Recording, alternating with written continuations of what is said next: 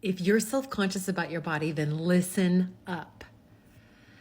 That self-conscious voice is not a true voice. It is not telling you the truth. It's not speaking the truth. And in fact, if you're self-conscious about your body, it's more likely the programming that you've received as a child. And when you've been programmed that you're not pretty enough, not thin enough, don't have big enough lips, don't have I don't know, whatever you're self-conscious about, your legs, your arms, your belly, that is programming.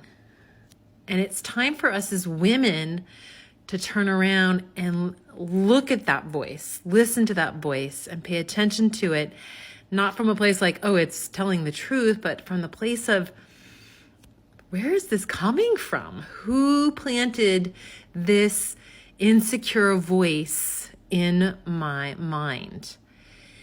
Those voices are not true.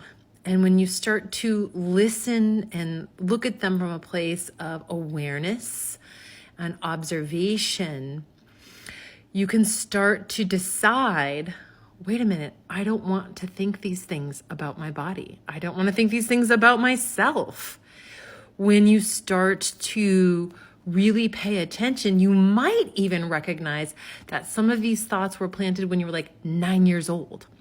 I know for myself that my entire life, especially I want to say like maybe 9 or even younger, I always had the thought like, I'm fat. I need to lose weight, constantly. And that voice has stayed with me. Although in my late 40s, now that I'm like, headed towards the second half of my life, I'm less subconscious about my body now than when I had a 20-year-old body and when I had an 18-year-old body. I am way more secure in my own body, and I'm not self-conscious anymore because I've done the work. I've looked at those voices, I've listened to those voices and decided like, those aren't the voices I'm going to listen to. I'm going to consciously choose how I speak to myself about my body and really be kind to use a kind, wise voice. So if you're insecure about your body, I want you to get a journal and to start to write these ideas down and then question them. Like this, comment, share.